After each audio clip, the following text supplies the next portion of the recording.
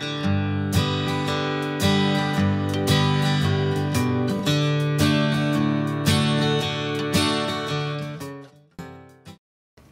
friends, how are you doing? I know with the given situation, things are looking a bit gloomy and scary out there. But you know what? We are all in this together. Let's just pray and hope that things get better as soon as possible. Please take care of yourselves and your loved ones. And please, please, please do not panic and cause panic. It won't help anyone.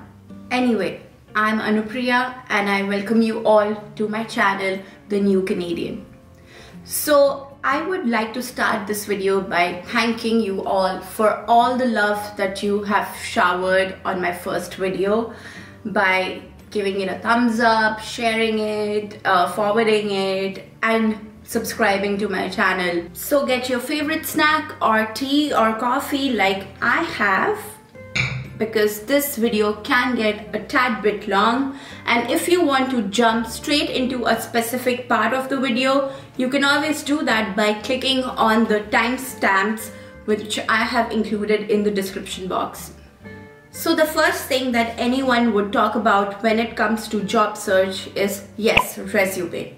Look, when you come to a new country, and if you have a lot of experience, you might think, why should I get my resume reviewed or edited by somebody else like I did? But yes, I had to learn the hard way, and so that you don't have to go through it, I would really recommend you to get your resume reviewed by a person who is currently working in the Canadian market, and especially if he or she happens to be from the same industry.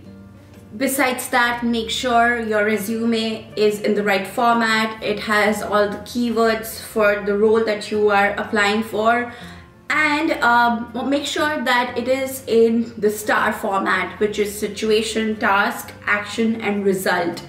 Also, when you apply for a role, I mean, you might have worked on your resume and all that, but if you're applying for a new role, make sure you customize your resume based on that role as well, because you might see a lot of things in the role that is not included in your resume. I'm not saying lie in your resume, but you get the gist, right? Make sure your resume is accompanied with a well-drafted cover letter. Please don't include your history and every background, every detail in your cover letter. Only things that are relevant to the role that you're applying for. The second thing I want to talk about is your social accounts, and especially LinkedIn profile. Make sure your LinkedIn profile is just not a cut, copy, paste version of your resume. Make sure your past experience is mentioned in your profile in a concise and crisp manner. Also, if you can, please eliminate, an article that you had written 10-15 years back which is not relevant anymore, and make sure all your credentials, testimonials, and certifications, education background are listed clearly. So ready with your resume and LinkedIn profile? Very good. So that brings us to our third point, which is job search portals. When you're looking for an opportunity on a website, make sure you play with a lot of keywords. For example, if I'm looking for a role like social media manager, I would also use a keyword like social community manager, and you would be surprised to see a whole lot of opportunities that come up which have the requirements that you're looking for in a role. Some of the popular websites in Canada are monster.ca, Workopolis, ZipRecruiter, LinkedIn.com, obviously, and Indeed.ca. Don't worry, I will mention all these links in the description box for you. Now we come to the fourth and most important point, which is networking. Look guys, your work does not end by just applying for a role on a website. You have to reach out to the hiring manager or a team member. You could do so by contacting them directly on LinkedIn, or if you see a contact from your network who happens to work in the same company, please don't be shy to reach out to them and ask them if they would be willing to refer you for the role. Another way of expanding your network in a new country is by going for a coffee chat or attending a networking event or going for a meetup. If you are living in Toronto, some of the meetups that I can recall, if you are from the marketing industry, you can check out Marketing TO. If you are from the health industry, you can go for Health TO, and there is also another which is Tech TO for those who are from the tech industry. Check out places like Mars Discovery District. Also, a lot of universities conduct these meetups and events. Also, a lot of companies hold such events and meetups and seminars which can be useful for you. It's also very important that we speak about how one must conduct themselves during these networking events. Look, when you meet a person for the first time and you don't know much about them, it's very important that you don't just start talking about yourself. First, give the other person a chance to speak about their background, where they come from, and their professional journey, and then talk about your professional journey, background, and where you come from. Look, these things might seem very basic to a lot of you, but you know what? When you're at that situation, a lot of us forget about these things. And once you come back home, if you have their email address or phone number, what you can do is first research about their company, and if there is a role or an opportunity that you are interested in applying for, draft a quick thank you message to them. Thanking them for their time, for chatting with you, and if they would be willing to refer you for the role. And irrespective of whether you find a role in their company or not, I think it's a good practice to send a quick thank you message after you've met them, because that's how you build your network in a new country, right?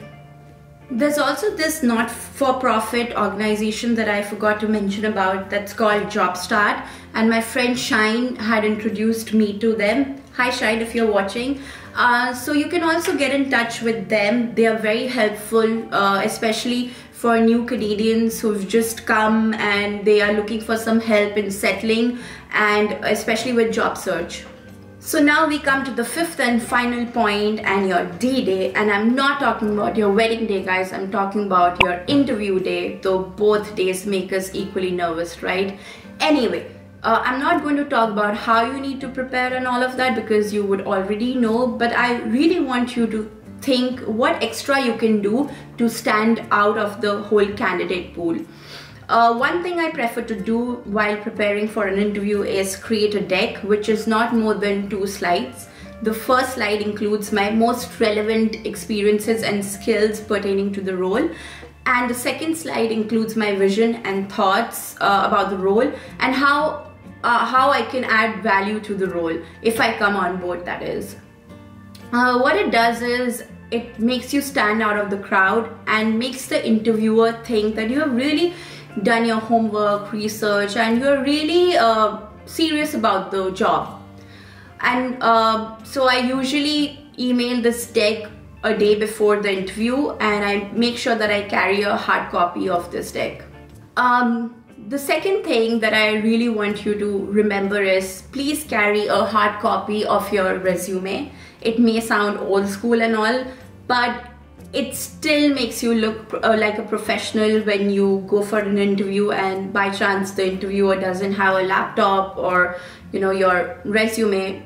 It makes sense if you have it handy, right? And the third thing that I wanted to speak about is once you come back from the interview, irrespective of whether the interview was good or bad, you should send a quick thank you email or a message to the interviewer as well as the recruiter for their time. So guys, those were my 5 suggestions, and I really hope they help you if you're looking for a job in Canada. If you have any suggestions or ideas, please feel free to mention them in the comments section below. I'm sure it'll help all of us in some way or the other. And if you like this video, please give it a big thumbs up and share it with your friends and relatives who are looking for a job in this country. And please subscribe to my channel, because that's the way you will stay updated about my next videos. and please take care of yourselves and your loved ones. This is a tough time for all of us, but this too shall pass. And yeah, just take care, and I will see you in my next one. Bye bye.